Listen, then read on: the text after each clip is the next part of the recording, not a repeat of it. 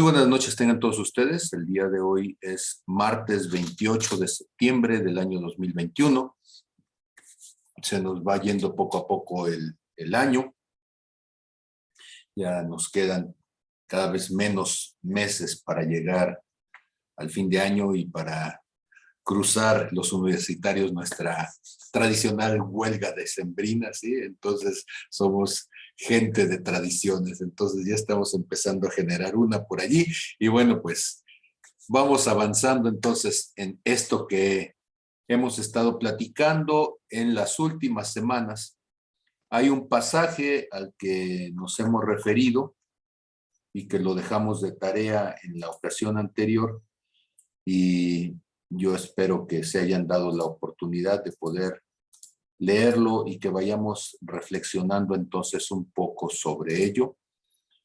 Este pasaje se encuentra en Lucas capítulo 16, a partir del verso 19, y lo vamos entonces a compartir y comenzaremos entonces a platicar acerca de ello y esperamos pues que Dios nos vaya mostrando esto que hemos dejado desde la semana pasada para reflexionar. Compartimos entonces.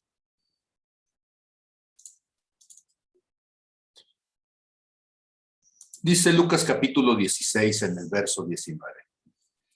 Había un hombre rico que se vestía de púrpura y de lino fino y hacía cada día banquete con esplendidez. Había también un mendigo llamado Lázaro que estaba echado a la puerta de aquel, lleno de llagas, y ansiaba saciarse de las migajas que caían de la mesa del rico. Y aún los perros venían y le lamían las llagas. Aconteció que murió el mendigo y fue llevado por los ángeles al seno de Abraham. Voy a dejar subrayado este asunto del seno de Abraham. Y murió también el rico y fue sepultado. Voy a dejar indicado por aquí, ¿sí? Porque va a ser importante dentro de nuestras preguntas. Y en el Hades, hablando del rico, alzó sus ojos y estando en tormentos, vio de lejos a Abraham y a Lázaro en su seno. Voy a poner aquí. Entonces él, esto es el rico, dando voces, dijo: Padre Abraham, ten misericordia de mí y envía a Lázaro para que moje la punta de su dedo en agua y refresque mi lengua, porque estoy atormentado en esta llama. ¿Sí? Voy a poner por allí en color rojito. Pero Abraham le dijo: Hijo, acuérdate que recibiste tus bienes en tu vida y Lázaro también males. Pero ahora este es consolado aquí y tú atormentado. Además de todo esto, una gran cima está puesta entre nosotros y ustedes, entre nosotros y vosotros. De manera que los que quisieren ir, los que quisieren pasar de aquí a ustedes no pueden ni de allá para acá.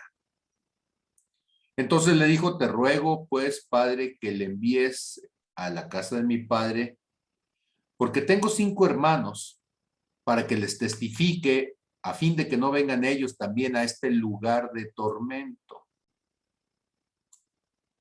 Voy a ponerle por ahí un colorcito rojo. ¿Sí? Y Abraham le dijo a Moisés y a los profetas: tienen, óiganlos. Él entonces dijo: no, padre Abraham, pero si fuere alguno de ellos de entre los muertos, se arrepentirán. Mas Abraham le dijo: si no oyen a Moisés y a los profetas, tampoco se persuadirán, aunque alguno se levantare de los muertos. Amén. Palabra de Dios, ¿verdad? ¿Qué es lo que ustedes reflexionaron? A ver. Me dice, Fer, ¿quieres leerlo para que No, quede eso es de la vez pasada. de la vez pasada? Sí, no, nada más que lo dejé, era mi tarea de la semana pasada, de que estábamos del espíritu y del alma y todo Ajá. eso. Ok, de la semana pasada entonces dice Fernando, por definición tenemos un cuerpo, un alma y un espíritu. Nuestro cuerpo natural es el edificio en el cual mora nuestra alma y espíritu durante nuestra estadía en este mundo, ¿sí? Nuestra alma consiste en nuestro intelecto, pensamientos, memoria, mente, emociones, sentimientos, corazón y voluntad. En nuestro espíritu está la conciencia y la intuición. La intuición nos permite tocar las cosas espirituales, nuestra conciencia nos dice si las cosas espirituales provienen de Dios o del mal. Muy bien, esta era la opinión de la semana pasada. Y de esta semana, ¿qué meditaron ustedes acerca de este pasaje que el Señor Jesús está compartiendo?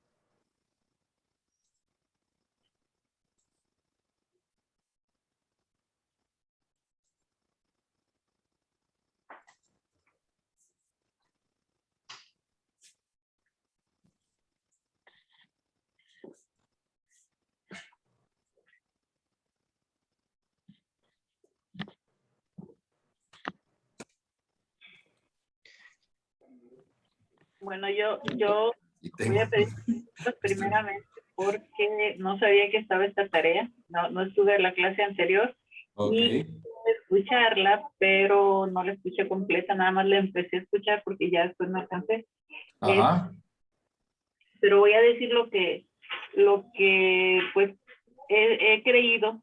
Bueno, este es uno de los versículos de los pasajes de la Biblia que qué bueno que se está tocando, porque es uno de los que me intriga mucho por el tema que está tocando, ¿no? Pero lo que entiendo hasta ahora fue eh,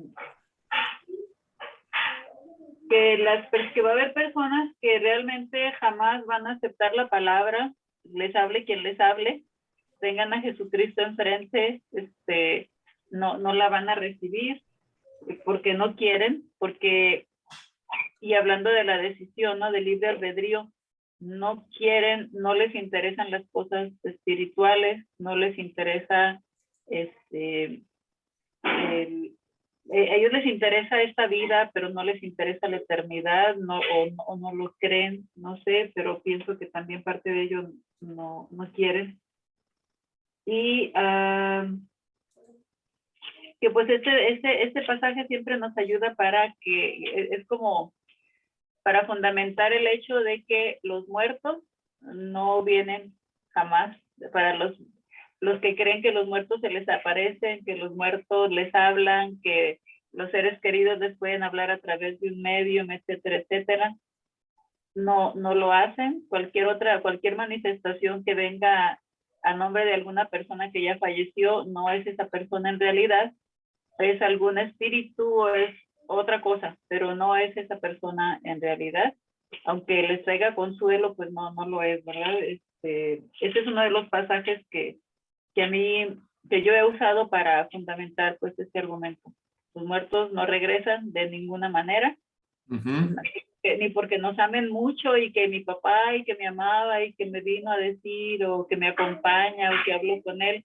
No es su papá, no es su ser querido, no es su esposo, no es... Los muertos no tienen manera de comunicarse con los vivos.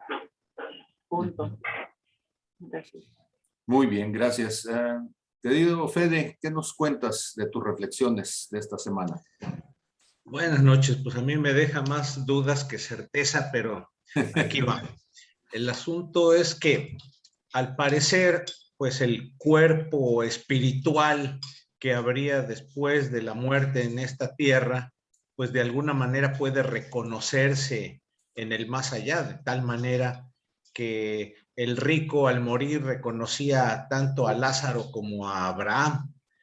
Ahora, pues también recuerdo un pasaje donde Saúl va con una bruja y le pide que le traigan a Samuel, y Samuel regresa y le pone una regañada y se vuelve a ir, pero aparentemente también lo pudo reconocer.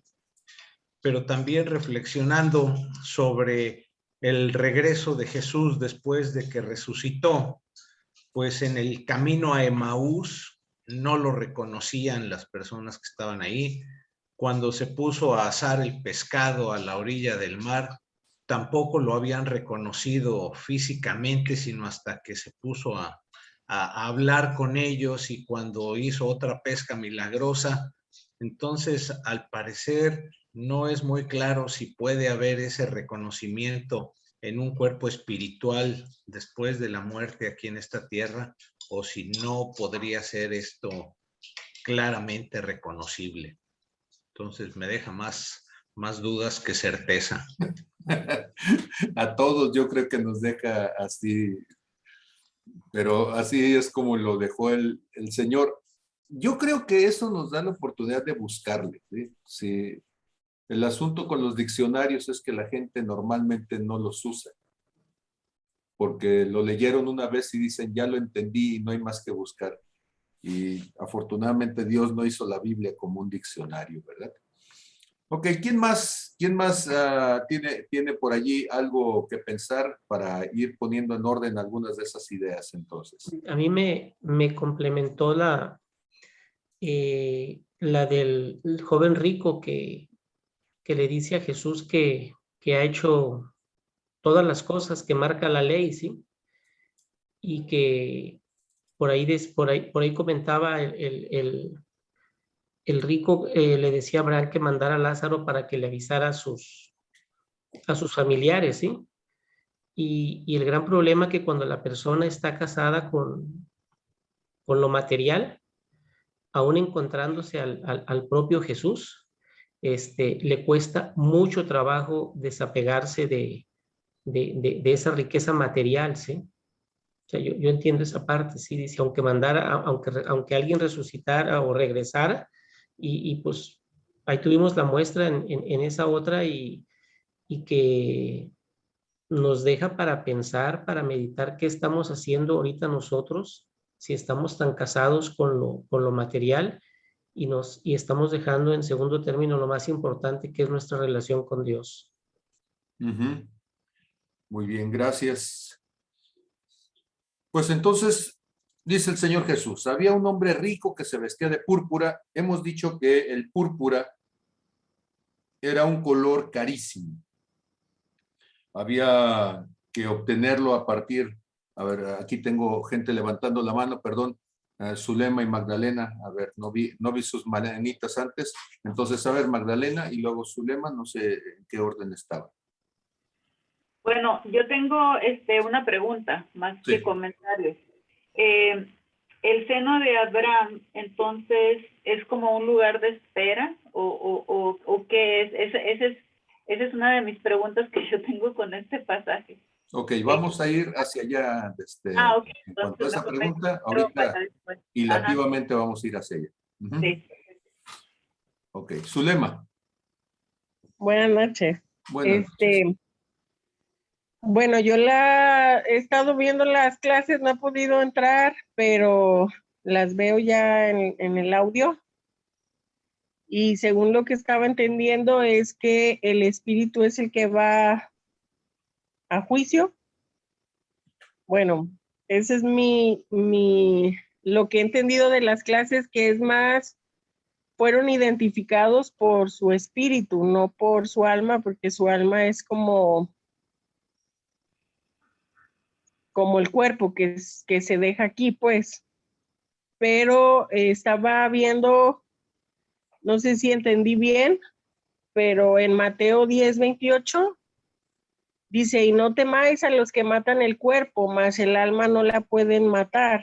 Temed más bien aquel que puede destruir el alma y el cuerpo en el infierno. Entonces, ese pasaje está hablando no solo de que el espíritu es eterno, sino también el alma. Ajá. Y bueno, yo sí tengo esa duda si es el alma o el espíritu el que va a juicio, porque sé que la clase ha tratado que es más el espíritu. pero sí creo que también el alma tiene algo eterno, pues. Sí. Muy bien, entonces, No sé si en vamos. ese sentido era la pregunta, ¿verdad? No, sí, sí, sí, la idea, precisamente la idea de dejar una tarea es que nos podamos dar la oportunidad de cuestionar y de alguna manera buscar juntos una posible respuesta.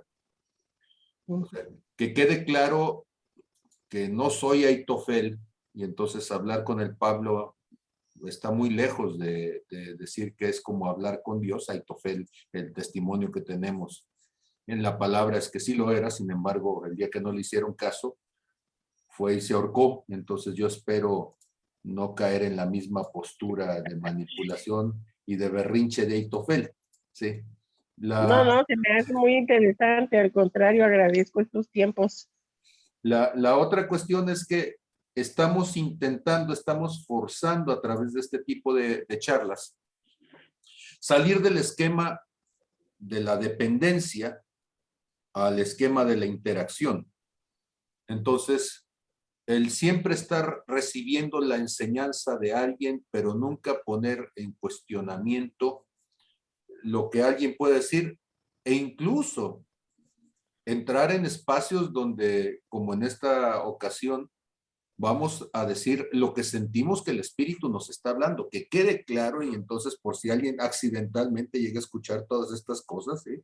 Porque ni siquiera quedan totalmente abiertas al público, pero si alguien accidentalmente las llega a escuchar, somos un grupo de creyentes intentando preguntarnos aspectos que son trascendentales, como es el asunto de en dónde está ligada la capacidad de decidir, porque de ello depende completamente el impacto que tiene al hablar de que algo o alguien se puede ir al infierno o al cielo, o de que algo puede dejarte en una condición de bendición o de maldición espiritual generacional.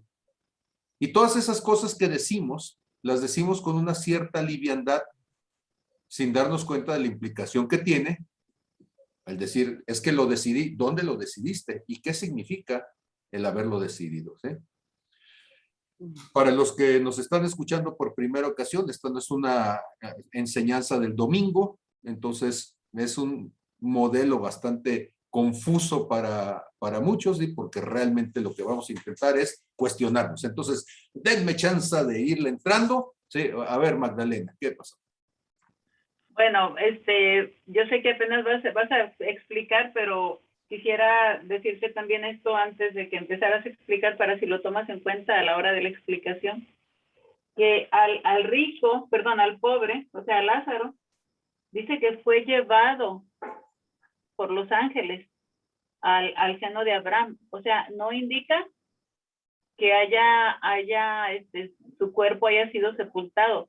No sé si fue llevado con todo y todo, pues así directamente, así como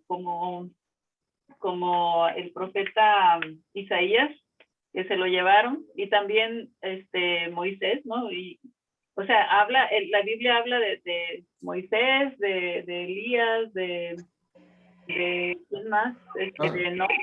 Nada más son 3, Enoc, que, Enoch. sí, que en No, Génesis 7 caminó, en Génesis 5 caminó con Dios. ¿verdad? Sí. Sí. Moisés, que dice que murió, pero después el libro de Judas nos hace saber que el arcángel Miguel fue y estuvo en lucha por el cuerpo de Moisés, porque Satanás se lo quería tomar, se lo quería llevar. Y Elías, que posteriormente, bueno, que es subido en un carro de fuego, y de Moisés y de Elías sabemos que volverán en Apocalipsis y que los tendremos entonces como los 2 olivos. Entonces, si me dan oportunidad, déjenme comenzar, porque si no, se nos van a ir en los comentarios y vamos dándole, si me permiten, Lore. Entonces, había un hombre rico que se vestía de púrpura. Hemos dicho que el púrpura es una tela que se hacía entonces con sacando ostras del mar Mediterráneo, quitándoles una glándula y exprimiéndolas, y después de sacar 2 o 3 gotitas de ellas y juntarlas suficiente, metían entonces allí la tela de lino y se pintaba de un color púrpura intenso. Tan laboriosa es la labor que no cualquiera entonces podía comprar finalmente una tela teñida de púrpura, solamente la gente con mucho dinero, normalmente la gente de la realeza, o en su caso los políticos, que son otra realeza, o la gente de cuestiones económicas, mercaderes, que terminan siendo otra realeza. Bueno, pues ahí entre esas realezas se movía este hombre rico. No nos dice entonces de cuál de las 3, pero ciertamente era un hombre de mucha relación social. Por eso lo suponemos a partir de que todos los días tenía banquetes con esplendidez, recibía gente, entonces era todo un personaje. Había un mendigo entonces, una persona pobre llamado Lázaro, y es curioso la palabra Lázaro porque Lazus, de donde toman a veces la palabra azar, significa ayuda, ayudar. Lázaro, bueno, Eleazar significaría Dios es mi ayudador. Lázaro, entonces, sería alguien que puede ser que necesita ayuda, que demanda ayuda, el que pide ayuda, podría traducirse. Y entonces tenemos alguien que está pidiendo ayuda y alguien opulento que tiene pero no la da. Con eso ya nos da entonces un perfil psicológico de las dos personas, cómo andan por ahí.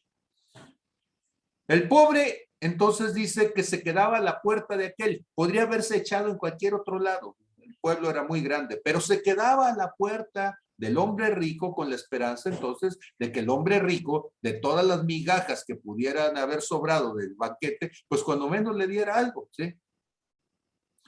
Y entonces ansiaba saciarse de esas migajas que caían de la mesa del rico, de los desperdicios cuando menos, y aún los perros venían y le lamían las llagas. Situación desastrosa, se contamina el pobre hombre, está con necesidad, etcétera. O sea, esto no tiene más relevancia que lo que ya hemos dicho en cuanto al carácter de las dos personas. Pero ojo, acontece que muere el mendigo, como bien lo decía ahorita Magdalena, dice, y es llevado por los ángeles al seno de Abraham. Aquí quizá decir que los que estaban allí son aquellos que son llevados aún con cuerpo, nos mete en un problema doctrinal tremendo, porque ahora tendríamos que justificar que Abraham, que murió y que sus huesos fueron sepultados, pues está en un mismo lugar con este otro que no murió, y es más complicado justificar ello. ¿Qué es lo más lógico justificar? Que una persona, por sus propios medios, una persona por su propio deseo o voluntad, no puede llegar a un lugar como ese. Necesita ser llevado. Entonces, si yo quisiera ir al lugar donde está Abraham, donde aparentemente, según lo que vamos a estar viendo, no es un lugar de sufrimiento. De hecho, el Señor Jesús llamará a ese lugar posteriormente el paraíso, ¿sí? Cuando está a punto de morir el Señor Jesús, uno de los ladrones que están a sus lados, el que le llaman el buen ladrón o el ladrón de buen corazón, aunque era un ladrón, está reconociendo que ellos están allí como justo pago de sus acciones, pero que Jesús es un hombre justo, que no tendría que estar allí, y voltea con el Señor y le dice, Señor, acuérdate de mí cuando estés en tu reino. Y dice el Señor, hoy estarás conmigo en el paraíso. Entonces, cuando está hablando del seno de Abraham, literalmente podemos entender en el abrazo de Abraham, que está cerca de con él, que el otro lo está recibiendo y apapachando, lo está abrazando. Pero también metafóricamente entendemos que está en el lugar de los muertos. La palabra en hebreo es Sehol, lugar de muertos no significa necesariamente lugar de castigo, y que allí entonces, en esta parte, está Abraham y todos los que murieron en esperanza. Decía Job, yo sé que mi Redentor vive y al fin se levantará de entre los muertos, y después de deshecha esta mi carne, yo lo he de ver. Estos que están allí están a la espera de que se cumpla la promesa de Dios de que iban a ser rescatados. Muere también el rico. Nos aclara que el rico es sepultado. No nos aclara del otro que es sepultado, pero quizá lo que está diciendo desde la cultura de su momento es que hubo toda una festividad, que seguramente, como lo hacían con muchos ricos y poderosos, hicieron todo un ritual, lo pusieron entonces en un espacio particular. Quizá había un mausoleo, quizá hubo homenaje, quizá tuvieron plañideras, o sea, hubo todo un funeral. Y es entonces sepultado.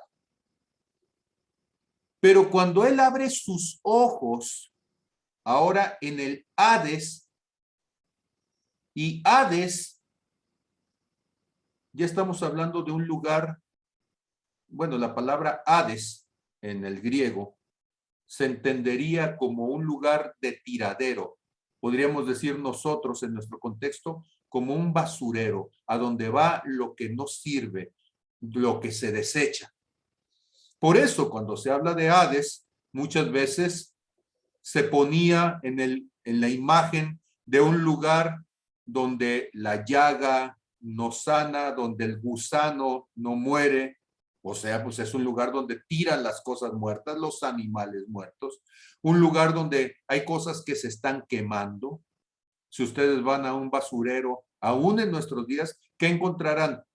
Que es un lugar de moscas, que es un lugar de infecciones, que es un lugar de gusanos, que es un lugar donde a causa de la putrefacción por la acumulación de metano puede incendiarse, y entonces de repente tienes espacios en los basureros que pueden durar días y días quemándose porque tiene un montón de materia lista para consumirse entonces allí. Muy bien.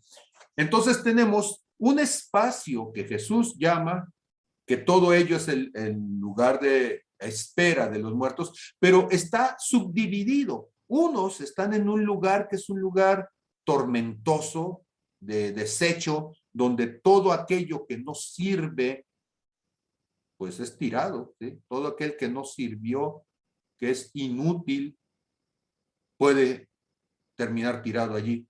Y por otro lado tenemos otros que están a la espera de la promesa de Dios. Y están subdivididos entonces en la parte intermedia entre ellos. Dice que hay una gran cima.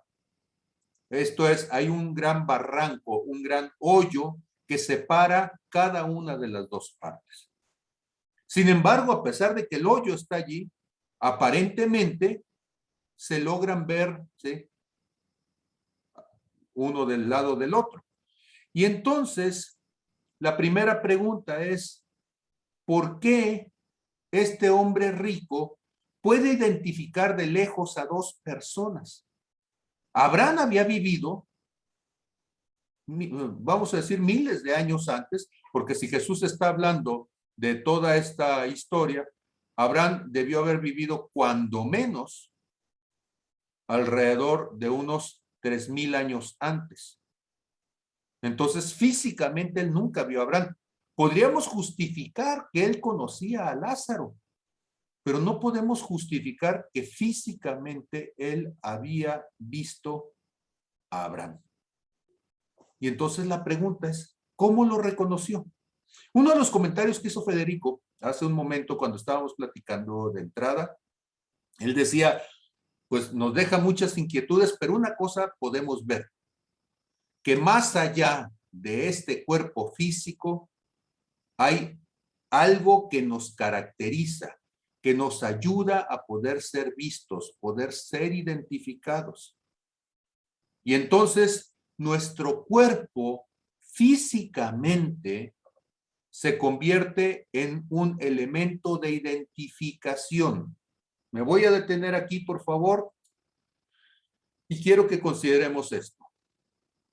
Usted puede identificar a través del cuerpo a una persona. Claro, por el color de la piel. Usted dice si es morenito o es claro. De hecho, en un pasaporte, cuando usted le piden que dé sus características generales, le van a poner cuáles son sus rasgos desde el punto de vista, es la antropometría, si usted es alto o bajo, si usted es delgado, grueso, mesomorfo, dicen los médicos, y bueno, que aquí está feo y ya nos dirá, ¿sí? Hay unos que son mesomorfos y otros que somos gordinmorfos, o circunmorfos, yo no sé, ¿verdad? Estamos medio desparramados. ¿Qué color de piel? Y entonces podría decir si es piel oscura, si es piel apiñonada, si es piel amarilla, si tiende a lo sonrosado, yo no sé. Ojos de qué color. Si la nariz es chata o es apiñonada, bueno, es aguileña.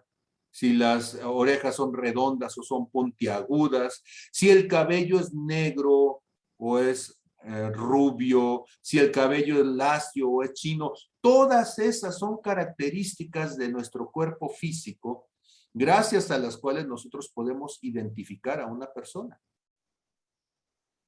Y entonces podemos ver a alguien y decimos, de acuerdo a la credencial del lector, nos piden, vamos a votar, saca la credencial, lo ven y dicen, pues sí, es la misma persona, o cuando menos se parece bastante, ¿no? Aunque le hayan tomado la foto 2, 3 años antes. Pero, ¿cómo poder identificar a una persona al momento de que no veo su cuerpo? ¿Cómo poder identificar a alguien cuando no es el aspecto físico el que está allí? Por ejemplo, si usted comprara un cuadro, no sé, por ejemplo, un Rembrandt o un Picasso. Bueno, va a decir, bueno, si quisiera comprarlo, bueno, la Mona Lisa. Y alguien en Tepito, ¿sí?, le dijera, pues es que este es original, man, ¿sí? Pero ¿cómo poder saber si es original o no el famoso cuadro que le van a vender de la Mona Lisa? Resulta entonces que hay personas que se especializan en la capacidad de un cierto artista en particular. Y entonces se ponen a estudiar cómo mezclaba los colores, se ponen a estudiar si era diestro o era zurdo, cómo hacía los trazos, cuáles eran sus técnicas, para poder identificar si un cuadro, por su forma de pintar, podría atribuirse a una cierta persona. Claro, están los aspectos físicos, le podemos hacer una prueba de antigüedad al cuadro, podemos revisar en esa prueba de antigüedad, haciéndole también un estudio con rayos X, si hay imágenes debajo de lo que está pintado, si la firma se parece, pero los rasgos que manifiestan la personalidad, esos ya no son físicos. Podríamos decir que esos son rasgos que tienen que ver con la personalidad, tienen que ver con las emociones manifestadas, tienen que ver con ciertos aspectos de nuestro conocimiento. Y entonces una firma, que es con la que usted se identifica legalmente, ¿es un rasgo del cuerpo? ¿Es un rasgo del alma? ¿O es un rasgo del espíritu? ¿Qué me dicen ustedes? Del cuerpo no puede ser. Sería del cuerpo si tomara entonces yo mi huella digital y quedara entonces impresa esa huella digital. Esa sería una manifestación del cuerpo. Pero la firma no tiene que ver con mi cuerpo. Entonces, ¿con qué tiene que ver? con mi espíritu? Pues deberíamos dejarlo más bien indicado a nivel del alma. ¿Por qué?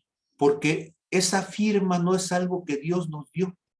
Esa firma fue algo que nosotros fuimos desarrollando y construyendo y socialmente la adoptamos. Aprendimos a escribir de una cierta manera y en ella, por la forma de escribir, mostramos entonces en esos rasgos caligráficos aspectos de la personalidad, ¿sí?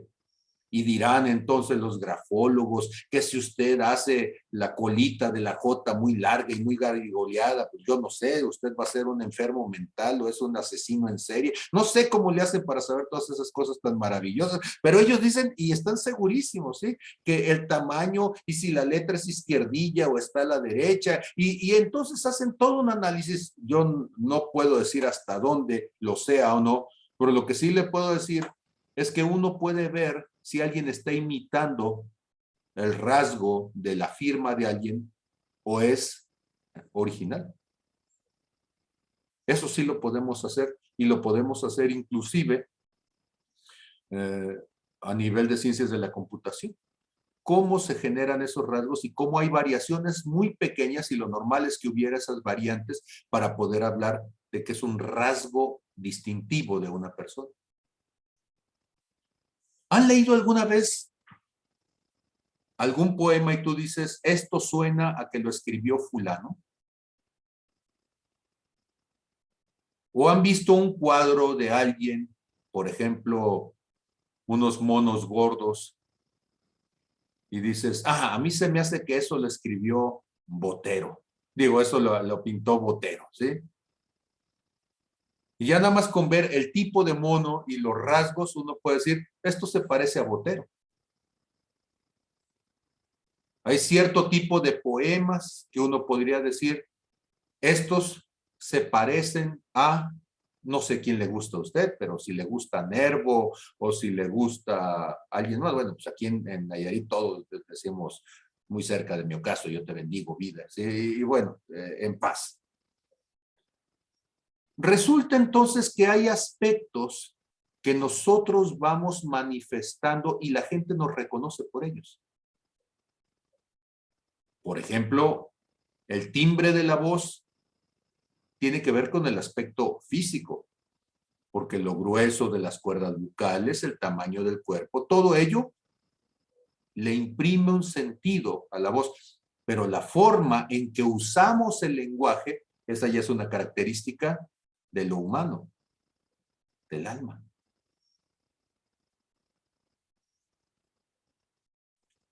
Mili, ¿puedes decirme 2, 3 frases que distingan al Pablo Cancino?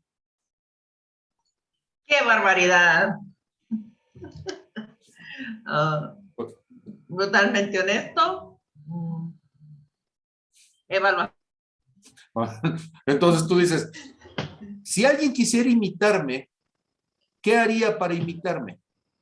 Tomaría algunas de las frases que típicamente yo uso, la forma en que las digo.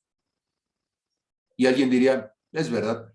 ¿Alguna vez le han dicho a usted, es que fulano dijo tal cosa?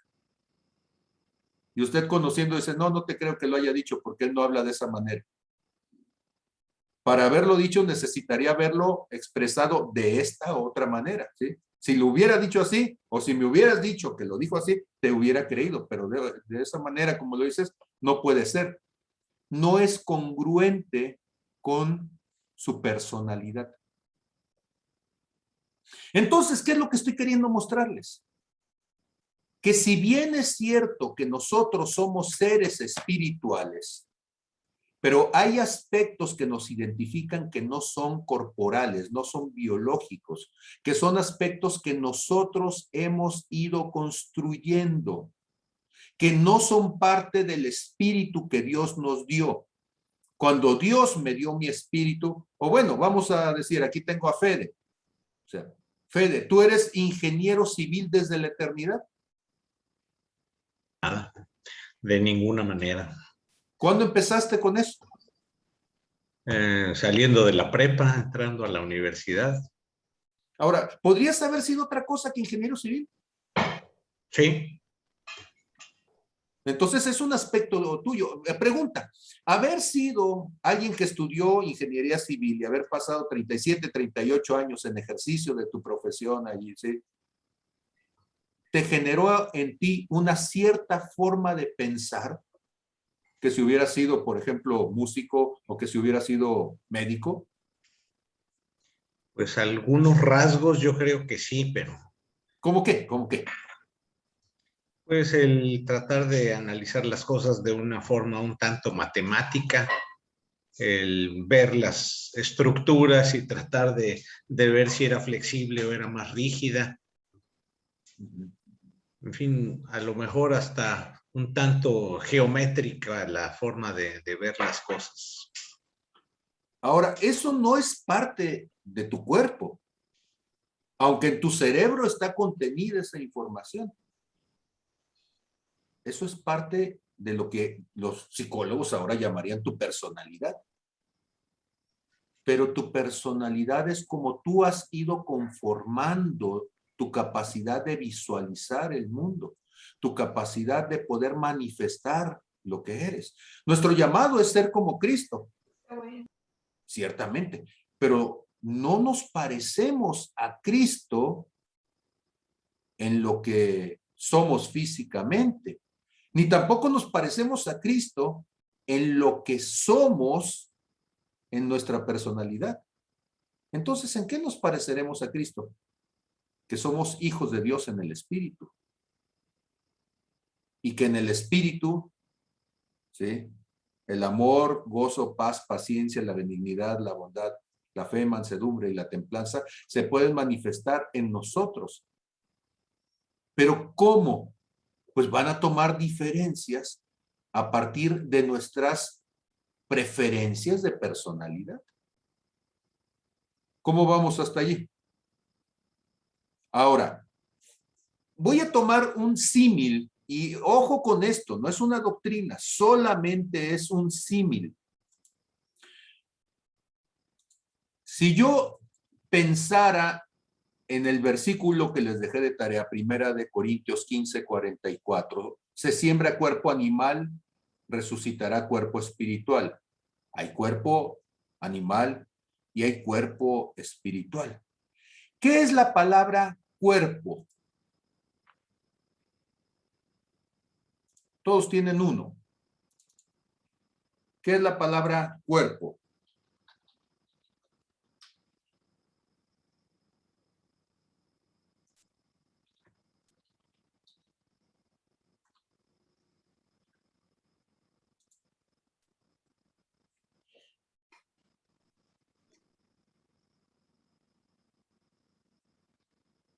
El, yo.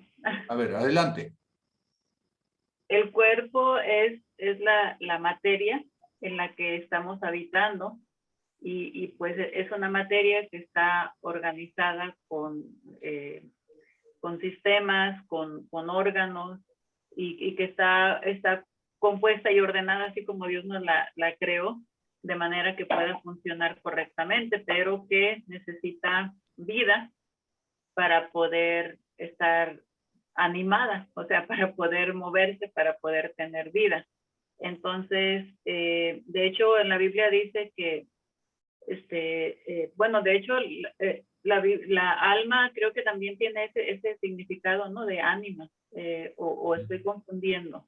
Entonces, un cuerpo, o sea, con vida es como un ánima, o sea, esa materia con vida, eso es el cuerpo vivo. Y bueno,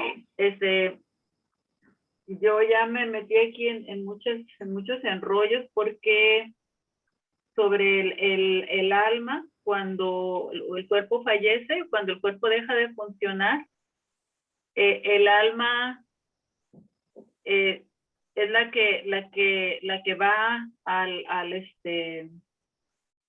a ese lugar de espera, pero lleva impresa en sí. Yo estoy sacando conclusiones, ¿verdad? Eso no tengo ningún fundamento, pero es como que si el alma llevara impresa en sí ciertas características del cuerpo que son las que le permiten, y también características personales, que son las que le permiten sentir dolor físicos, poder, o ser consolado, ¿verdad? También como Lázaro, aunque ya no está el cuerpo, la materia allí, pero el alma sí sigue sintiendo, lleva como impreso en sí la figura, así como una especie de avatar, no sé cómo decirlo, de la persona, y tiene la capacidad de sentir emociones, afectos, y el dolor físico, así como cuando el cuerpo pierde la sensibilidad, pero puede sentir dolor. O sea, cuando una persona le amputan una pierna, el cerebro sigue creyendo que ahí está la pierna y sigue sintiendo la pierna, sigue sintiendo dolor en la pierna y ya no está la pierna ahí. Es algo similar con el alma, pienso yo, así le estoy sacando esa conclusión con esto, porque Lázaro ya no, el hombre rico ya no tenía su cuerpo. De Lázaro no sabemos, ¿verdad? Porque no le explican ahí, pero el hombre rico pues sí estuvo sepultado y su cuerpo estaba allí enterrado, y él estaba acá, pero estaba sintiendo tormento, tenía sed, como que si tuviera su cuerpo, aunque ya no estaba con el cuerpo, y quería agua, y estaba sufriendo, y estaba preocupado, y estaba preocupado por su familia, y pudo reconocer a Abraham, que ya no tenía cuerpo, pero estaba viendo el alma de Abraham allí. No sé, para eso es esta clase, ¿no? Entonces, Okay. estoy haciendo todas esas conclusiones, pero voy a insistir en un punto, y es que cuando dice Eclesiastés 12 que el cuerpo vuelve al polvo de donde era y el espíritu vuelve a Dios quien lo dio, por eso insisto en que mientras no sea claro que Dios se llevó específicamente a alguien, nos es difícil sostener la cuestión de que si Lázaro se fue con todo y cuerpo al lugar de los Hades, ¿sí? Al lugar de espera. ¿Por qué? Porque Jesucristo mismo, su cuerpo quedó en la tumba, fue sepultado. Y entonces nos mete en un problema teológico poner a Lázaro en un nivel mucho mayor que el de Cristo para irse incluso con su cuerpo, mientras que el Jesucristo mismo queda enterrado por allá. Me explico el potencial de riesgo de empujar un poquitín este asunto de si se va con todo el cuerpo o no. Ellos son llevados, sí, pero todos los hijos de Dios son llevados a la presencia, ¿sí? Y cuando alguien muere es llevado o va a la presencia de Dios, pero su cuerpo queda. Ok, pero no me quiero meter en esa parte para no atorarme allí, ¿sí? La palabra cuerpo tiene un sentido de organización, de estructura y de unificación. Por eso cuando hablamos de cuerpo, no solamente hablamos del cuerpo biológico. Podemos hablar, por ejemplo, de un corpus teórico. Y un corpus teórico no tiene huesos, no tiene sangre, pero está constituido por un conjunto de ideas, por un conjunto de argumentos, de elementos que lo unifican. Podríamos hablar, por ejemplo, del corpus bíblico. ¿Y qué es el corpus bíblico? Serían todos los elementos que permiten que haya una coherencia, una armonía en la visión bíblica. ¿Me estoy explicando? Y entonces, corpus no solamente es el sentido de lo biológico. Corpus es lo que le da unidad, lo que le da estructura, lo que nos permite saber que algo es una sola cosa, lo que lo unifica entonces. Eso es un corpus. ¿Y qué sucede entonces con todo lo que nosotros conocemos acerca de una persona? Lo que conocemos acerca de una persona, terminamos convirtiéndolo en un corpus. O sea, cómo habla, qué dice, cómo piensa, cuáles son sus gustos, cuáles son sus limitaciones, cuáles son sus miedos, cuáles son sus anhelos. Con todo eso, usted va generando entonces un corpus acerca de la persona a la que se está refiriendo. De tal manera que incluso podríamos pensar que una persona desde el punto de vista de su personalidad, usted lo que está haciendo es verlo corpóreamente. Ah, caray. ¿Cómo es eso? Sí. Cuando estamos hablando de que alguien como escribe, como pinta, como canta, las ideas que expresa, los anhelos que tiene, lo que estamos haciendo entonces es darle un corpus a esa imagen que tenemos de la persona. Suena media rara la idea, pero así somos los seres humanos de ingeniosos, ¿verdad? Y entonces, por eso la palabra corpus se sale un poquito, ¿sí? Es cierto, si es físicamente, nos dice Fernando, es aquello que ocupa un lugar en el espacio, ¿sí? Eso nos decían en la primaria, ¿sí? Hoy con la física cuántica ya no es tan claro eso, ¿sí? Pero hay cosas que son intangibles y a pesar de eso, podríamos formar un corpus con ella. Cuando una persona, bueno, cuando decimos que alguien es una persona y el término etimológicamente no es muy afortunado tampoco, porque persona era el personaje, vamos a partir de allí, viene del teatro griego y se usaba entonces, a ver, dice Dulce, el cuerpo es la parte visible y externa de nuestro ser y contiene el alma. Nuestra alma es el vaso que contiene el espíritu. Ok, vamos a decirlo, si me permiten, una figura poética. Igual que el cuerpo, ¿sí? Es ese estuche, muy bien, Dulce. Permítanme decir que entonces el alma es la piel, es el recubrimiento, es el estuche donde nosotros en nuestro espíritu manifestamos nuestra individualidad. Se muere el cuerpo, pero el alma no se muere. ¿Y a dónde va el alma?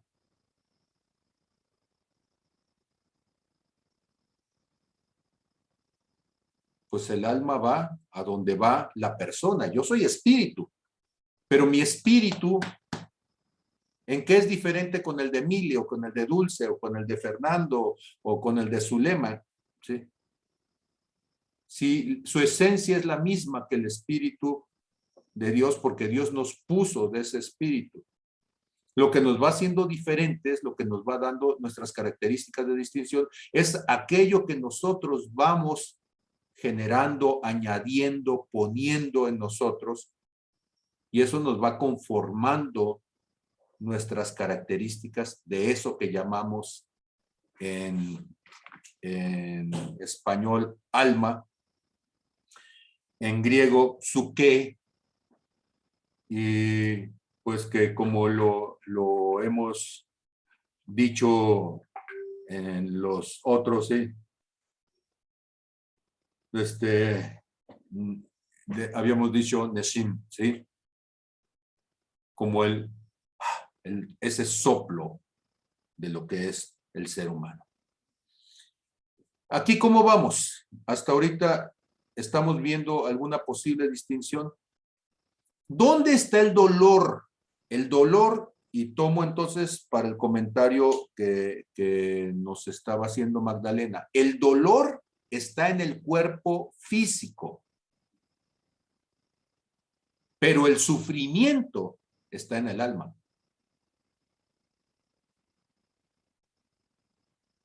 El dolor está en el cuerpo físico. Agarras un fierro caliente y me lo calientas hasta que está el rojo vivo y lo pegas a mi cuerpo. Claro que al momento de que lo pegas, eso va a generar dolor. Pero el sufrimiento es lo que yo estoy sintiendo desde que lo estás calentando y estás diciéndome que lo vas a acercar. Ya estoy sufriendo, ya me está doliendo, aunque físicamente todavía no me toca. ¿Qué duele más? ¿El dolor físico o el sufrimiento en el alma? El sufrimiento en el alma. El dolor físico es pasajero.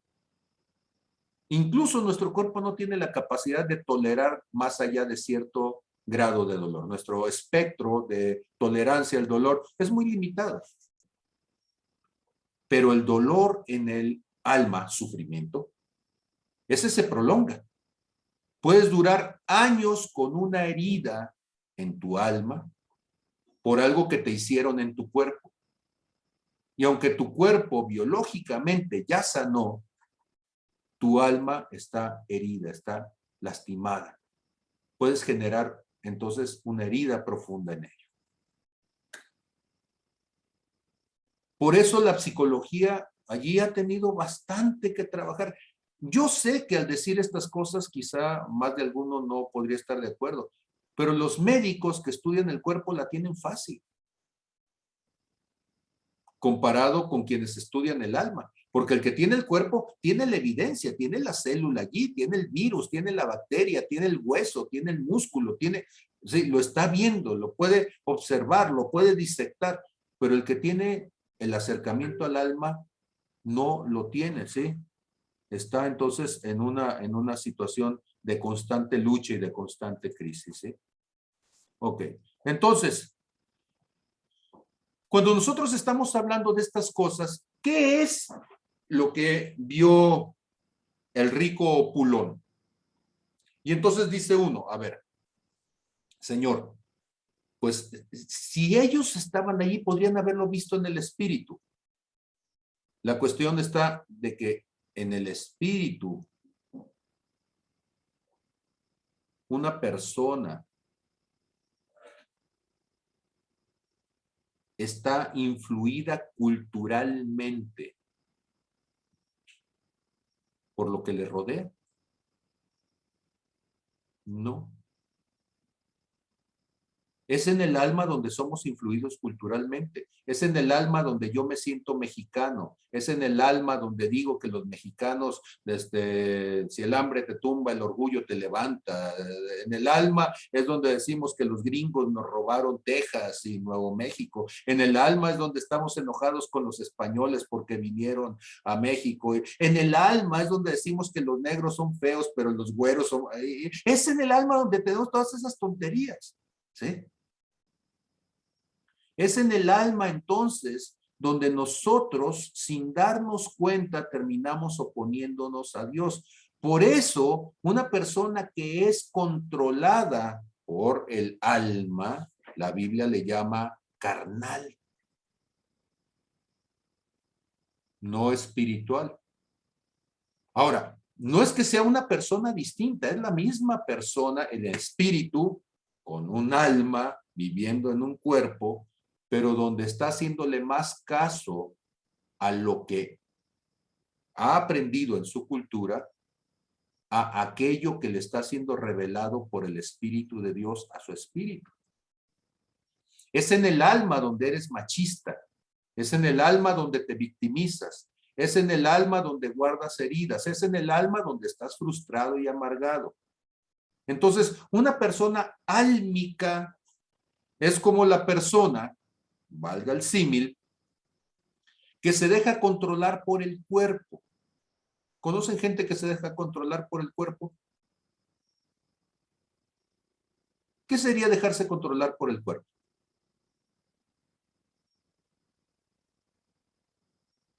¿Cuántas veces? Por ejemplo, miren, el día de ayer estuve en un velorio, estuve hasta en la madrugada.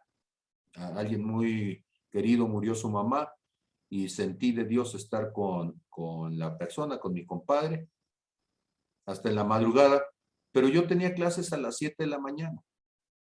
Iba a dormir 3 horas o menos. Llegué, me acosté, mi cuerpo no se quería dormir, pues porque venía de todo el ajetreo. Bueno, pues entonces me tomé una pastilla de melatonina para dormirme y finalmente terminé bien dormido. Pero cuando suena la alarma para despertarme y dar clases, ¿qué dice mi cuerpo? Mi cuerpo dice, no te levantes, tengo sueño. ¿Qué dice mi alma? Pobrecito cuerpo. Míralo, está desgastado, ¿sí? Di que estás enfermo, mándales un mensaje a los muchachos y quédate, duérmete. ¿Qué dice mi espíritu? Levántate tú que duermes y te alumbrará Cristo, ¿sí? Ponte a hacer lo que tienes que hacer, ¿sí? Entonces levántate, mójate la cara, ¿sí? Y ponte a hacer lo que tienes que hacer. Mi alma siempre va a estar buscando la ley del menor esfuerzo. Va a estar buscando lo que le trae placer, lo que le hace que se fatigue menos. Inclusive, fíjense ustedes, que el alma es tan conchuda que ni siquiera al cuerpo, que le hace tanto por su lado, ni siquiera al cuerpo le hace caso, porque a veces el cuerpo te dice, mira, ya no te comas el siguiente taco, ya me llené, pero la gula no está en el cuerpo, la gula está en el alma, y tu cuerpo ya no le cabe otro taco más, y te lo comes. Ya no le cabe el segundo plato de postre y te comes el tercero todavía, ¿sí? Y ahí estás y al rato, ay, me duele el cuerpo, sí, porque hasta el cuerpo te está diciendo no lo hagas, pero los famosos pecados capitales no están en el cuerpo, están en el alma. Porque en el alma hemos aprendido a hacer las cosas que van en contra de, y tenemos una lucha en nuestro ser interior entre mi espíritu que quiere caminar con Dios, que quiere seguir a Dios, y mi alma que no quiere caminar con Dios, que no quiere hacer las cosas a la manera de Dios. ¿Me estoy explicando hasta aquí más o menos cómo vamos? Ahora, el asunto es que la persona, Pablo Cancino, es cierto, soy espíritu porque fui hecho con el espíritu de Dios y soy a la imagen y semejanza de Cristo en el espíritu. Sí, desde el principio y eternamente así fui. Es lo que dice la palabra.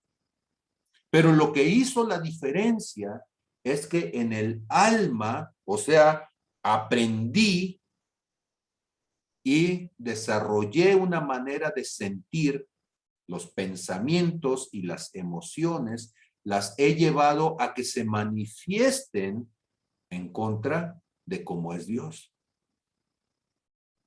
Pero es como decir que a una persona la vas a conocer sin pellejo. Pues no, no puedes, lo matas.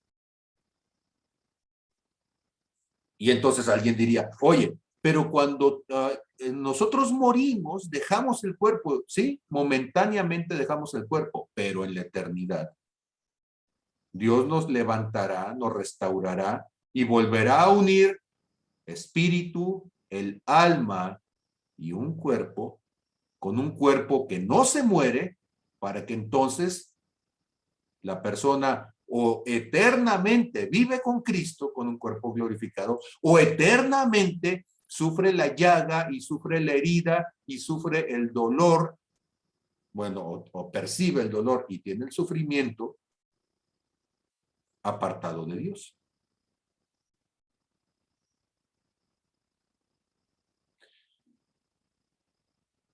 Nosotros entonces, finalmente es cierto, cuando nosotros morimos, y tal como lo dice Eclesiastés 12, morimos y nuestro espíritu va hacia Dios. Ahora, no, Eclesiastés 12 no está diciendo que te vas a quedar allí, porque todos vamos hacia Dios, ¿sí? Usted revise Apocalipsis, cuando ya estamos en los últimos capítulos y estamos hablando de que hay un juicio y todos fueron llamados allí, ¿sí? Apocalipsis capítulo 20, y fueron juzgados todos. Pues sí, pero cuando estamos hablando de ese gran juicio del trono blanco, todos los espíritus fueron con Dios. Pero no se quedaron todos con Dios. Satanás es espíritu, Dios es el que hace a sus espíritus llama de fuego, ¿sí? Aún los ángeles son seres espirituales, pero eso no significa que se quedaron con él eternamente. Son echados a un lago de fuego. Los seres humanos podemos ser seres espirituales y fuimos con Dios, sí, fuimos a presentarnos delante de Dios. ¿Somos juzgados en el espíritu o somos juzgados en el alma? Bueno, diría, ¿en dónde está la evidencia de nuestra oposición a Dios? ¿Está en el espíritu o está en el alma. Entendiendo que el ser humano es espíritu, alma y cuerpo. ¿Sí?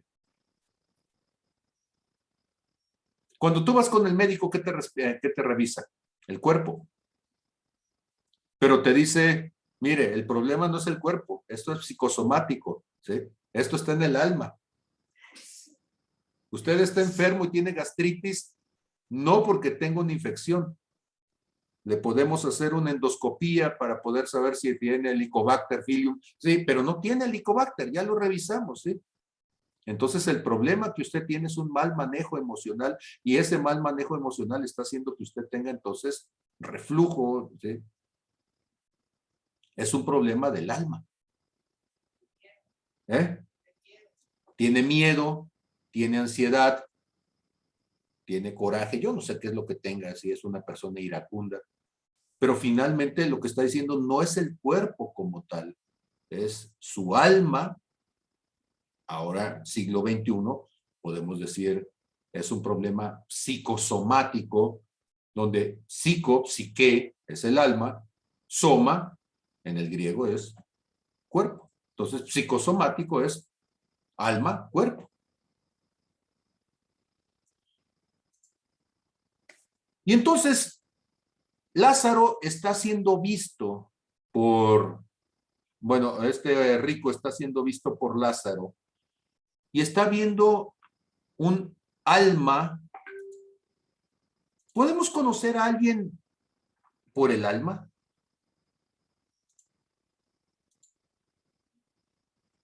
¿Cuántos de ustedes, ahorita Magdalena, podemos conocer a un hombre por el alma? Sí, yo conozco al rey David. ¿Alguno de ustedes lo conoce? Físicamente no lo conozco, pero he leído tantas veces los salmos que he podido ver el corazón de ese hombre, a pesar de que él vivió 1000 años antes de Cristo, hace 3000 años que él vivió. Pero a través de los salmos yo conozco su alma. Conozco a Salomón, de quien se dice que es un hombre sabio, pero leyendo el libro de Eclesiastés me doy cuenta de que es un hombre necio.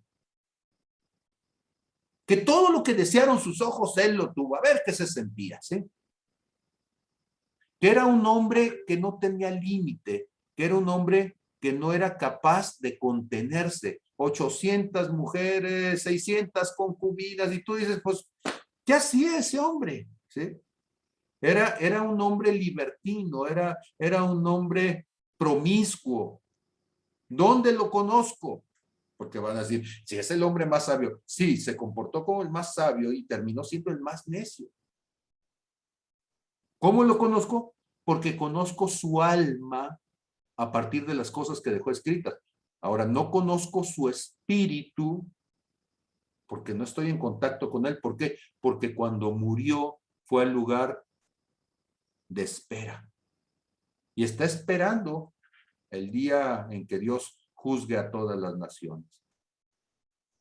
Entonces, nosotros podemos entender muchas cosas de lo espiritual, pero el problema es que esas cosas necesitan ser traducidas al alma. ¿Dónde hay que estudiar esta semana para poder entender ese gran problema que tenemos entonces, hablando de el espíritu y el alma? Cuando ustedes revisan Primera de Corintios, bueno, primero en el capítulo 12, ustedes van a hablar de los dones espirituales, ¿sí? De la diversidad de dones y demás. Y en Primera de Corintios 14 vamos a hablar acerca de los dones de lenguas, los dones de profecía y los dones de lenguas. Y entonces aquí lo que vamos a encontrar es que hay dos fluires. Por un lado tenemos la comunicación del espíritu, donde mi espíritu está queriendo hablar. 1 Corintios 14:2 dice, porque el que habla en lenguas no habla a los hombres, sino habla a Dios, pues nadie le entiende, aunque por el espíritu habla misterios. Pero si no le entiendo, bueno, el que no le entiende es el alma, pero el espíritu sí le entiende. ¿Sí? Y entonces dice, el que hable en lengua extraña, o sea, el que hable en el espíritu, ¿sí? Asimismo se edifica, pero el que profetiza, o sea, el que lo habla hacia el alma, el que es capaz de traducirlo hacia el alma, entonces, ¿sí?, ya está comunicándose con los demás seres humanos. Ahora el problema entonces es, ¿dónde ubico al espíritu y dónde ubico dónde ubico la capacidad de decisión? ¿Dónde ubico el famoso libre albedrío? ¿Es del espíritu o es del alma? Ojo, la distinción que a mí me causa problema es esta. Las cosas que son del alma son las cosas que este Pablo Cancino ha desarrollado. Es lo que él aprendió. Que es que sabe matemáticas, que es que sabe filosofía, que es que sabe hacer palitos de plastilina, que es que sabe hacer bolitas de masa, que es que sabe tocar un instrumento. O sea, todos esos que es que sabe, eso es el Pablo Cancino lo que ha hecho con su alma. Dije puras cosas buenas, pero también sabe mentir, también sabe tomar ventaja, sabe manipular. También, todas esas cosas también las aprendió el tal Pablo Cancino. ¿Cierto? Pero antes de que yo tuviera un alma llena de una cultura, desarrollado en un espacio de familia, de sociedad, en el espíritu podía tomar decisiones.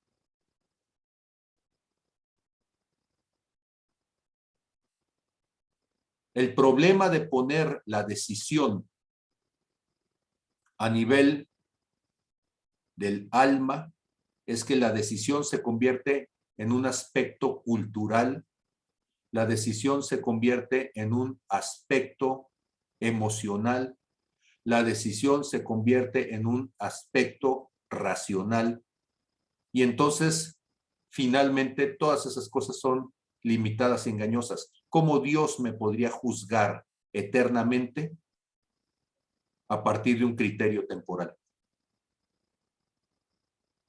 Ojo, no es conveniencia del Pablo Cancino, no es que yo estoy tratando de convencerlos de algo.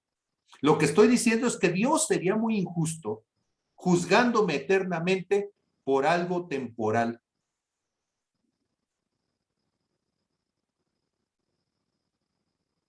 La única manera en que yo encuentro que es congruente, que Dios puede decirme que mis decisiones me mandaron al infierno, es que mis decisiones tengan un trasfondo eterno. Y para eso mis decisiones deberían de ser del espíritu. Luego me meten en un segundo problema que es bien complicado, ¿sí? Cuando Satanás decidió apartarse de Dios, ¿en qué lo hizo? ¿En espíritu, alma o en cuerpo?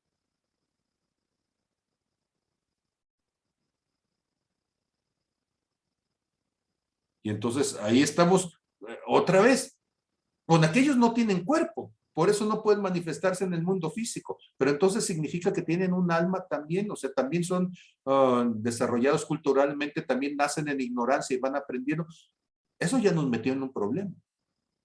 Sabemos que son criaturas espirituales y eso nos queda muy claro. Lo que no sabemos es, la Biblia no lo dice si tienen alma como tal, pero lo que sí sabemos es que hubo un momento en donde Satanás, Isaías 14, Ezequiel 28, decidió oponerse a Dios, tomó una decisión.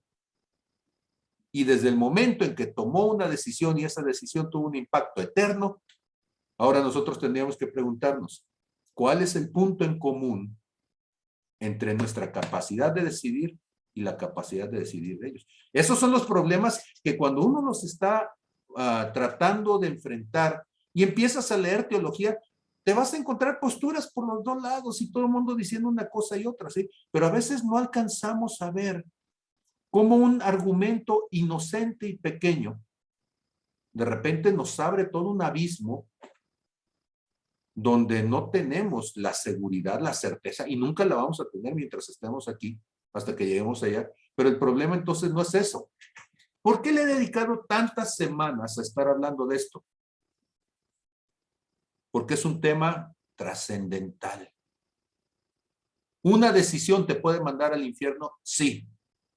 Eso es lo que la Biblia dice.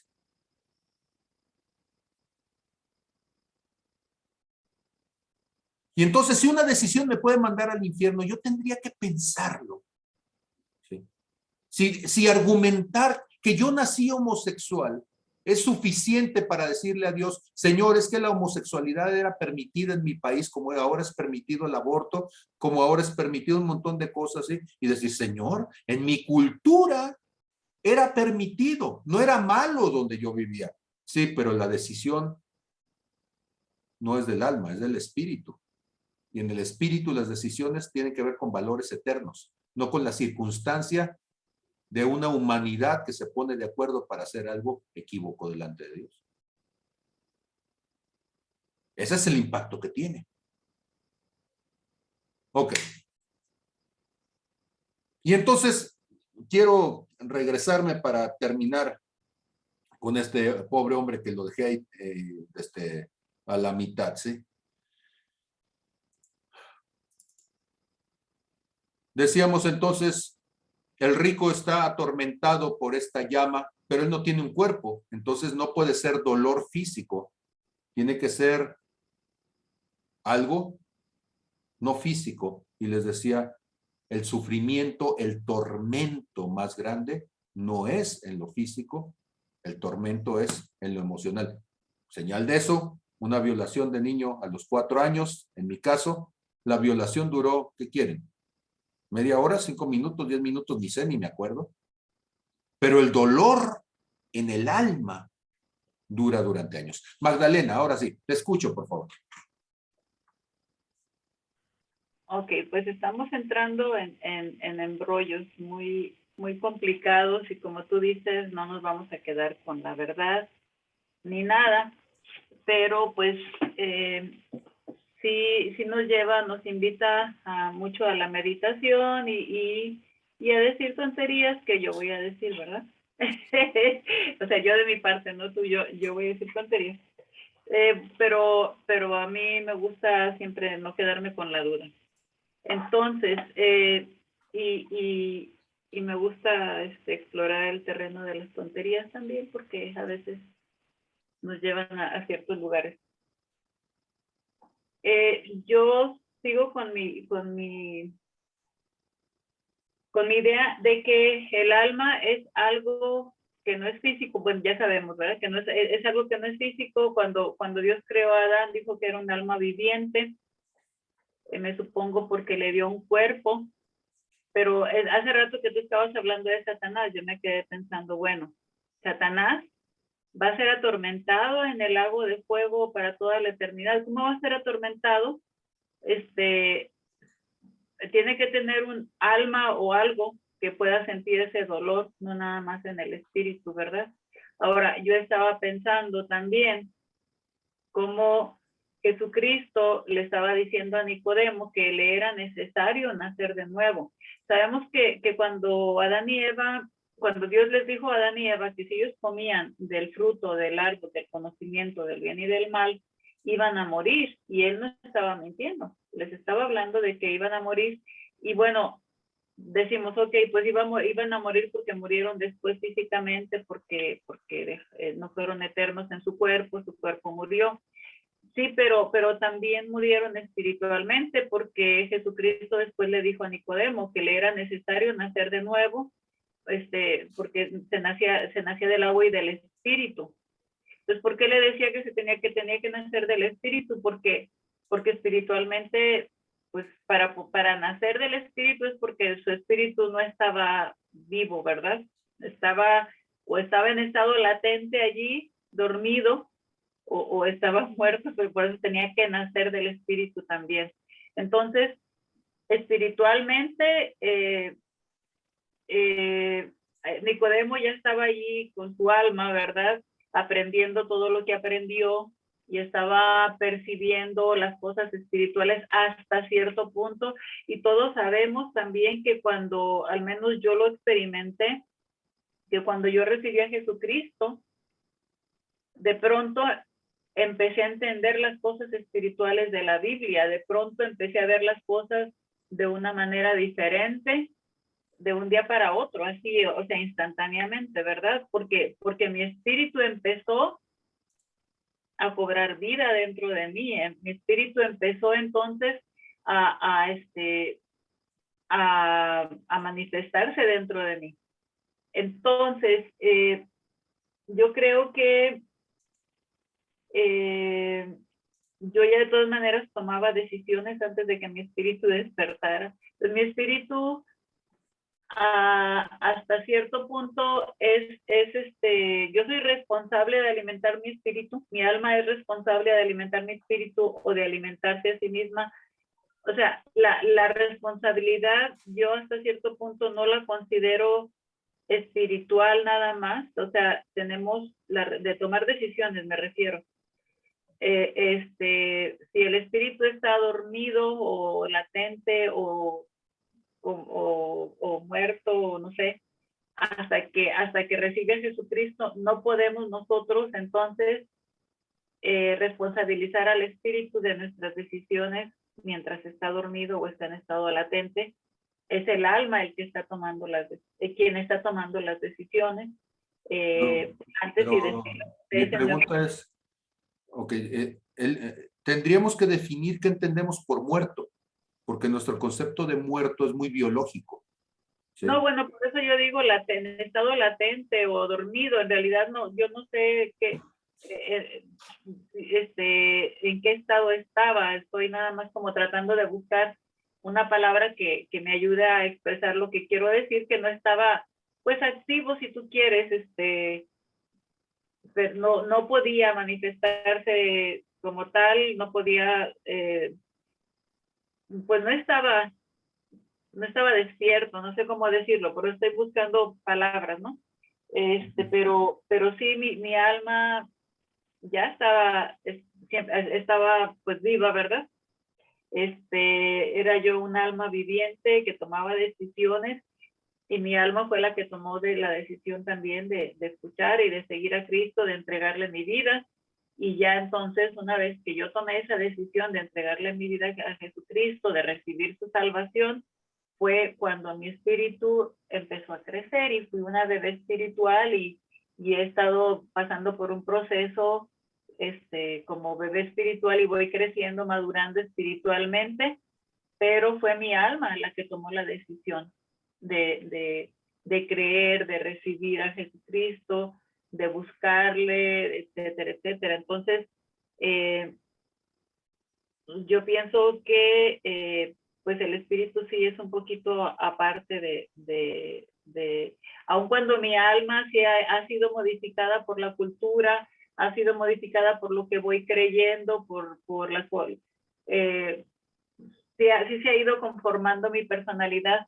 Aún así, yo creo que el alma es la que toma las decisiones y el espíritu es el que nos ayuda, ¿verdad? Ya cuando está activo, despierto, como le queramos, como no sé cómo decirle, pero yo creo que el alma es la que toma las decisiones, el alma es la que va a estar sufriendo, o que va a estar en el cielo también espiritualmente despierta, no sé, pero yo sé, el mundo espiritual también tiene las potestades, los principados son potestades y principados espirituales, y hay personas que despiertan espiritualmente al mal, ¿no? También. Pero ¿quién tomó la decisión de meterse en esas áreas espirituales? Fue el alma también. Sí está complicado esto, ¿no? Pero estos son los embrollos que traigo en mi mente en este momento y pues los quería poner ahí en la mesa. Sí. Y esa idea de que, ok, pues si Satanás va a estar sufriendo, no va a estar sufriendo en el espíritu, tiene alma, cómo tomó creo yo pues que no nada más era su espíritu el que tomó las decisiones. Él quiere, ¿dónde siente él la ira, la envidia, la soberbia, el orgullo? Esas son características pues de un alma, ¿no? No sé. Sí, ahora déjame llevarlo al plano tomando el cuerpo como símil. Mi cuerpo tiene ganas de ir al baño. ¿Sí? Por eso a veces, más allá de las 10:15 y después de estar sentado aquí buen rato, mi cuerpo me está diciendo que ya se acabe la clase. Pero nosotros aprendemos a decirle al cuerpo, espérate. O sea, tú vas manejando en carretera, volteas y no hay ninguna gasolinera, no hay ningún espacio donde poder bajarte a hacer del baño. ¿Y qué es lo que dices? Me espero hasta llegar a un lugar donde pueda hacerlo. Entonces nosotros le decimos al cuerpo, aguántate. Hay un estado que se llama hipertensión espermatogenésica, que normalmente es la excusa de muchos baquetones para decir, es que ya no aguantaba, mi cuerpo me estaba pidiendo ir y tener una relación sexual con una mujer, y como no aguantaba, pues la agarré y la violé, ¿verdad? O sea, mi cuerpo me mandó, no es cierto, ¿sí? Entonces yo le puedo decir a mi cuerpo, aguántese. ¿Cómo se lo digo? Pues se llama ayuno. Y el ayuno es una práctica bíblica para decirle al cuerpo, sométete. Sí, pero si yo puedo poner en orden al cuerpo, también puedo poner en orden al alma. Entonces, es muy problemático y ha sido muy problemático durante miles de años darle el voto de confianza al alma. Por eso el cristianismo que tenemos es un cristianismo álmico. Por eso es carnal, es seductor, es manipulador, es perverso y todo lo demás. ¿Sí? Entonces, lo que voy a estar intentando en estas siguientes ocasiones es que sigamos escarbándole hasta que podamos de alguna manera convencernos de que el engaño de darle autoridad al alma termina precisamente volviéndonos irresponsables en el espíritu de lo que es la condición de la vida cristiana. Cristo era un hombre espiritual. Todos somos espíritus, claro, y deberíamos de ser espirituales. Sin embargo, la Biblia no dice eso. La Biblia dice que, aun siendo espirituales, somos carnales. Somos vendidos al pecado. O sea, nos regordeamos en un alma que hemos decidido darle la preeminencia. Ahora, no es porque el alma sea autónoma, ojo. No es que el alma sea autónoma. Es como decir, mi cuerpo es autónomo. No, yo a mi cuerpo le digo, sí, levántate y se levanta, y acuéstate y se acuesta. Pero si yo no pongo en control a mi cuerpo, entonces mi cuerpo empieza a funcionar en algunas situaciones fuera de mi control, fuera de mi límite, y tengo que someterlo. Entonces es parte de una discusión de 2000 años de cristianismo. Yo no digo tener la razón, pero lo que sí digo es que tengo suficientes elementos históricos, y aún en mi propia vida, de cuánto riesgo hay de pensar que el alma debería de tener mayor preeminencia. Si las emociones, entonces yo puedo sentir lo que sea. Tienes que perdonar. Es que no siento perdonar. Es que no siento obedecer. Es que no siento diezmar. Es que no siento dejar de hacer. Entonces dice uno, pues esa gente no sirve para nada en el mundo espiritual, porque todos son sensibilerías en donde se regordean en sí mismos, ¿sí? Y la otra cuestión, ¿sí? El racionalismo. Porque el alma quiere ser racionalista. ¿De veras? ¿Quiere ser racionalista? Póngase a estudiar, ¿sí? Pero son racionalistas ignorantes, iletrados, analfabetos. Porque si realmente uno quisiera estudiar, cuando tú te metes a estudiar de veras, los argumentos se te caen de las manos. No puedes sostenerlos. Y entonces resulta que nuestra alma siempre está queriéndose salir con la suya. Dice tener razones, pero las razones son insuficientes. Dice tener sentimientos y los sentimientos son insuficientes, son confusos, ¿sí? Y entonces lo que realmente el cristianismo se ha escudado en el alma, se ha escudado en razones que se oponen a Dios y en emociones que evaden a Dios, en lugar de someter todo eso a un fluir en el espíritu. Por eso Dios no se puede mover en el espíritu, porque nuestras almas son el impedimento más grande a un avivamiento de parte de Dios en nuestras vidas.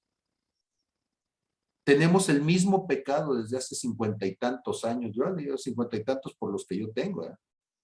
Pero cada uno con su edad pues tendrá su propia cronología. Tenemos entonces pecados que no podemos salir de ellos porque tenemos suficientemente razones para cuidarlos, ¿sí? Y emociones, afectos a ellos, ¿sí? Vamos a extrañar a nuestro pecadito, lo tenemos tan chiqueado, tan consentido. Y todo eso está en el alma. Y lo peor de todo, le hemos quitado al espíritu la capacidad de decidir, lo hemos hecho un pelele, porque le hemos dicho, no, el que decide es el alma. Y entonces el alma dice, de aquí me agarro. Ok. Entonces, como otro intento de introducción a todo esto, pues así se los pongo, así se los dejo. Entonces, ¿algún comentario final antes de despedirnos en estas muy revueltas ganas de poner las cosas con un cierto orden?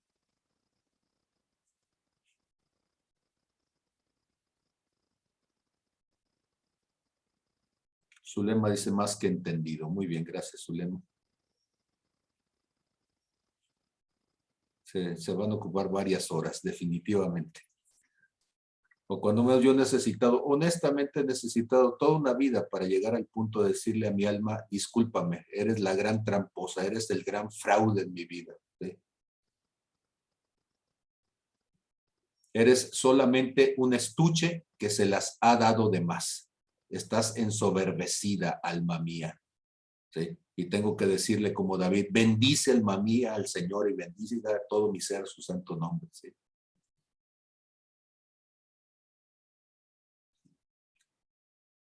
Gracias, Zulema. Fer, ¿abriste el micrófono casualmente o...? Actualmente, si yo decía que el domingo barriste, trapeaste con nosotros, pues hoy quedó más clarificado el trabajo que tenemos que hacer y tenemos que estudiar mucho y que apresurar el paso. Vuelvo a decir, no podemos seguir siendo bebés de leche a la edad que tengo yo por lo menos. Y tengo que dedicar más tiempo a transformarme y no hacerlo de boca, sino de hecho. Y con lo que acabas de decir, pues se evidencia, ¿sí? Que tenemos una mascarota que quitarnos, una capota de cebolla, no capita, una capota, pues, porque esta lección hay que leerla y verla y volverla a ver, porque el sábado, el domingo y hoy se complementan mucho para mí, que si todavía no acababa de digerirlo de este fin de semana, pues ahorita la verdad que es para entrar verdaderamente en una situación reflexiva y ser cristianos de verdad. Porque sí estamos en una crisis verdadera. Yo estoy en una crisis verdadera. Sí.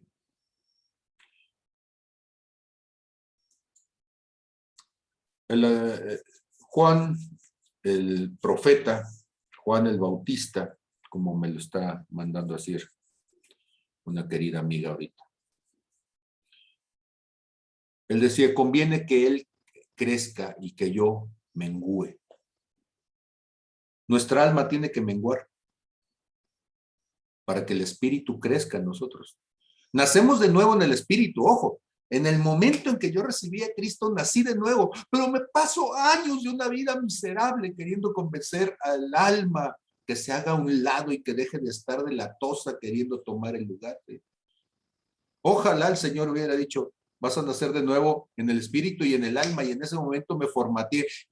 Pero el Señor dice, no, naciste en el espíritu, tu espíritu se conectó otra vez, porque muerte es separación.